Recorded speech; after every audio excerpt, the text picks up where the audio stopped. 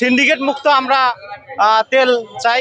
চাহিদা অনুপাতে তেল পাচ্ছি না। আমরা যারা এনজিওতে কাজ করি, আমরা মাঠ পর্যায়ে গেলে ফিল্ডে যখন আমাদের গাড়ি বন্ধ হয়ে যায় তখন আমরা আসতে অনেক কষ্ট হয়। আজকে মনে হয় আমি 5 কিলো হেঁটে আসছি অফিসে। এখন উপস্থিত আছি দাগনভূঞা উপজেলার দাগনভূঞা বাজারে ইব্রাহিম ব্রাদার্স অ্যান্ড ফিল্ম স্টেশনে। আমরা এখানে আসার পরে যে চিত্রটি আমাদের চোখে পড়েছে সেটি হচ্ছে এখানকার যারা বাইক চালক আছে তারা আসলে তেলের জন্য হাহাকার করতেছে।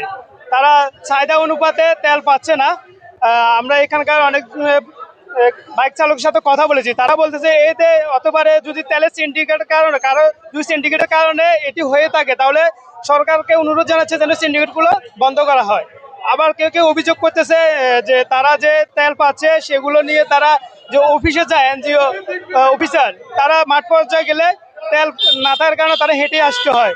তো আসলে এই চিত্রটি শুধু আমাদের এই ফিল্ম স্টেশনে না, এই চিত্রটি আমার চোখে পড়েছে যে দাগনভূঞা উপজেলা আরও যে কয়েকটি ফিল্ম স্টেশন আছে সব কয়টিতে এমনটি চিত্র আমাদের চোখে পড়েছে।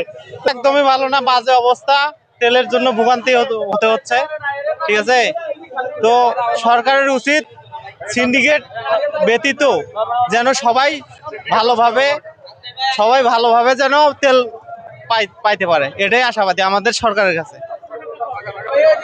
সিন্ডিকেট মুক্ত আমরা তেল চাই। অকটেন দিচ্ছে 200 টাকা করে, আর ওই যে পেট্রোল দিচ্ছে 200 টাকা করে আর কি, এর বাইরে দিচ্ছে না।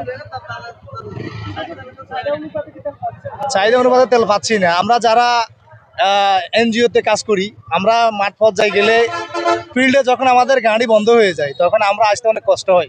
আজকে মনে হয় আমি 5 কিলো হেঁটে আসছি অফিসে, গাড়ি টানি অফিসে আসছি। এই ভোগান্তি আমাদের শেষ কবে আমরা জানতে চাই। না, এখানে তো মাত্র 200 টাকার তেল দিচ্ছে, সবার থেকে শুনতেছি, কিন্তু 200 টাকার তেল দিতে আমার হবে না। আমি ঢাকা যাব, কিন্তু এই 200 টাকার তেল দিয়ে আমি কতটুকু যাব?